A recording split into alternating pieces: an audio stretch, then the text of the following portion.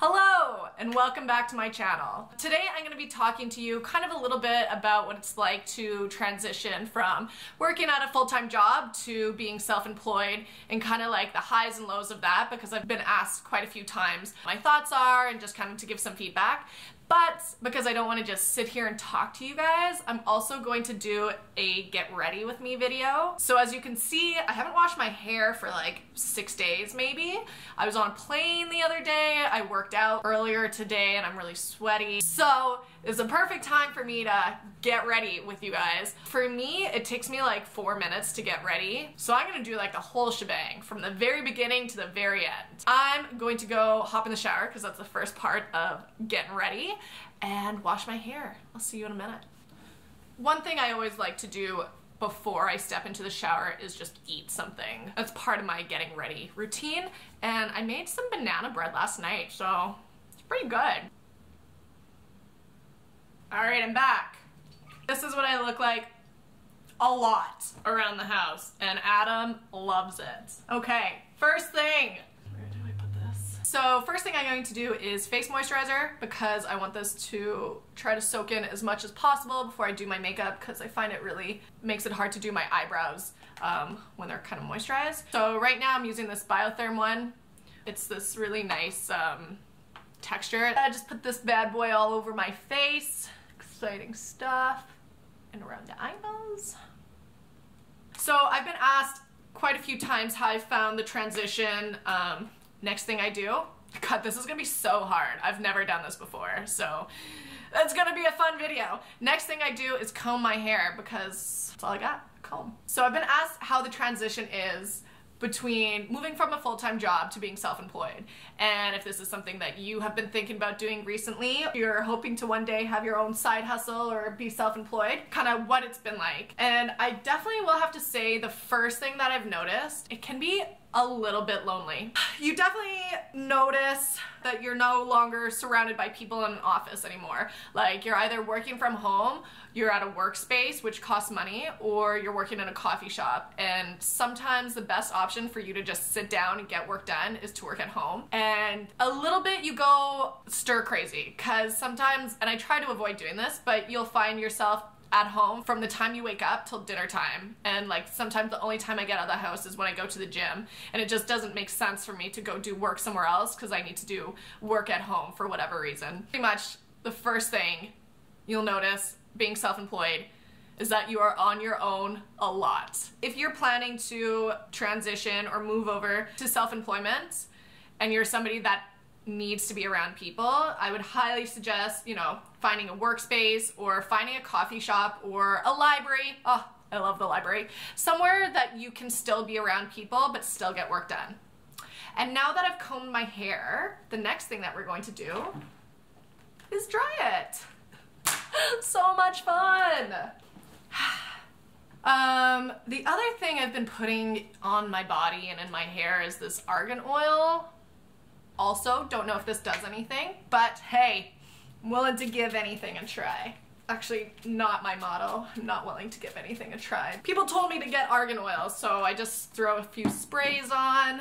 Ow, stabbed myself in the neck. So the first thing we talked about was just being on your own when you're self-employed and working from home and the effects of being lonely. The second thing about being self-employed is that there are so many highs and lows, like a roller coaster of emotions. And I'm not the most emotional person, but because when you're self-employed, it's your own brand. You want everything you do to be successful, to have a good response. You want people to engage with you, and especially what I do, which is fitness and social media and blogging. Everything I put out there is judged and looked at and liked and commented on. Like, I want everything, obviously, to be in a positive light, but sometimes when things aren't going as planned, maybe I don't have enough people that are coming out to my workout classes. For me, that hits me really hard, not because I care about the money, but because I feel like, what do I need to be doing better to get people out? Why do people not want to come to my classes?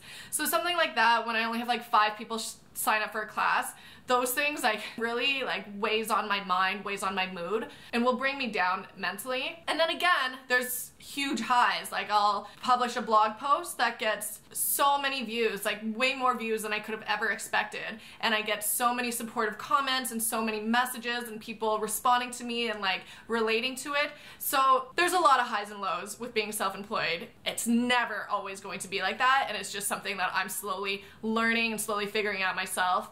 And even Adam has reminded me so many times, like, if people aren't coming to your classes, it's not necessarily because of me, and like, I shouldn't take it personally. Maybe a lot of people are busy, it's a busy month, they don't have that extra income to spend on a class, whatever it is. And so if you yourself are also feeling this way, try not to take it to heart. Try not to take it too personally. Try not to dwell on those negative feelings. And that's really all I can say. That was a lot of chatting and not a lot of makeup. Next thing I do are eyebrows. I have two pencils. I have this one from Marcel and this one from L'Oreal. So this one I use on the thicker part of my eyebrows and this one I use on the skinny part. When I was in university, I used to have really perfect eyebrows, and I'm gonna go ahead and just say that. And one day I woke up and all the eyebrows on my left eyebrow from like here onward just fell out. Just fell out. And I told my mom and she was like, "Are you sure you didn't pluck them out?" I was like, "Yeah, Mom. I didn't just pluck them all out and wake up the next day and be like, where'd they go?" I'm just kidding. I was not that snarky.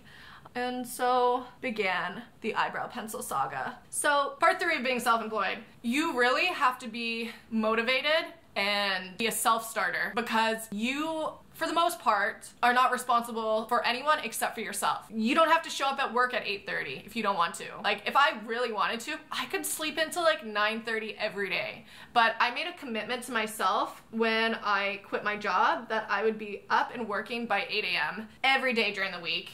And while I cannot say I have 100% stuck to that, I would say like 90% of the time I'm up and working by 8 a.m. If you're the kind of person who, if you're given half an hour, you'll take it, you'll keep sleeping, you might find it a little bit challenging to make sure that every day you're up and motivated and ready to go, because even though you could sleep until 9:30, it's still a work day for you. Quick break, I'm getting real hot in this bathrobe. Much better. It's not even just about waking up early. You can make that time up if you need to. But like I said, you're home all the time. Obviously it depends on what your work is. But there's been so many times that I'll just be working and I'll like look at Winston and then look at the kitchen and then look at my bed, and there's so many temptations. If you feel like you're the kind of person who will easily give in to temptation like that and just like laze around and watch Netflix for a couple hours before working, that transition is gonna be a tough one. I'm telling you, it's gonna be hard. It's hard to be responsible and accountable to only yourself. All right, I think this eyebrow is good. Good enough. All right, concealer. I feel like I should have done that first. Concealer is a new thing to me. I only started using it like a couple weeks ago, really. I don't know if you could see in the video blue bags under my eyes. I don't really know how to use this. I've just seen girls do it, so I do that. Oh, it's CoverGirl. It's like the cheap, it was probably on sale. I don't even know if this is my color. I'm really good at makeup. And I also have pimples. They're the graveyard for what was a pimple. I also get like redness under my nose. I sneeze a lot and I'm always blowing my nose. So sometimes I'll just put dabs here. I mean, you can use this anywhere, right? Doesn't matter.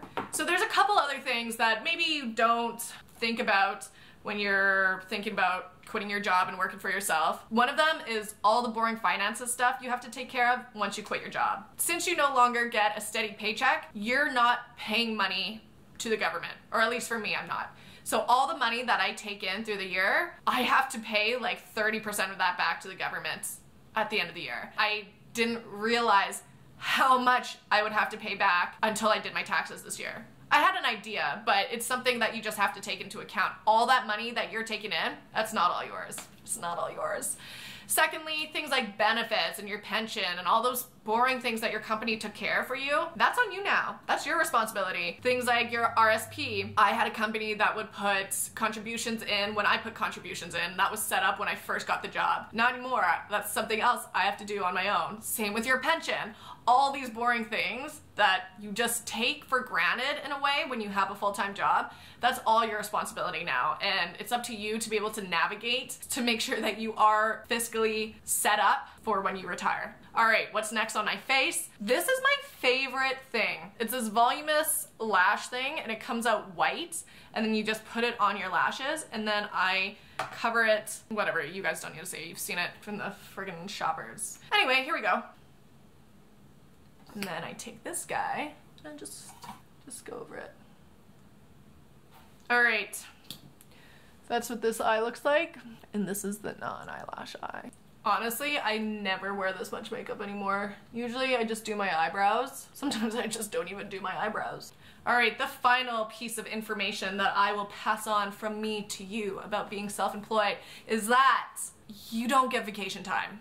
Well, you can take a vacation, but just know that every time you take a vacation, that's time taken away from money that you could have earned. So if I take a week off, that means I'm missing 6 days of workout classes where I'm normally teaching and making money. So if I take any time off, not only am I paying for the vacation that I'm going on, I'm also losing the money that I could have made. There is no paid vacations in the world of self-employment. And same with like the work week, for example. I work 6 days a week. I really try to leave Sunday to be my free day, but it so happens that I find myself replying to emails on a Sunday anyway. Despite all these things that I've said, I don't want this to sound like I'm being completely negative. Like, being self-employed is amazing. I can sit here and record a YouTube video on whatever I want. If not, I would have to do it on the weekend when Adam was around, and that'd be awkward. Now I don't have to. All right, the final touch to my face. So I purchased my first ever highlighter last year. So all I do with this guy is I just dab it and, oh God, oh boy, okay. Well, it went on a little thicker than I thought because I forgot I put moisturizer on. I'll make it look better later. All right, I hope you guys enjoy this video. Sorry it was a little all over the place. I've never done this before, so I hope you enjoyed it. And if you ever want to do another get ready with me video, I will literally be doing the same makeup routine for the rest of my life. So if you want to watch that happen again. And let me know if there's any other topics you want to hear me talk about. I'm happy to sit here and chat. I have no one to hang out with during the day, remember, except for Winston. And thanks so much for watching. I hope you have an amazing day.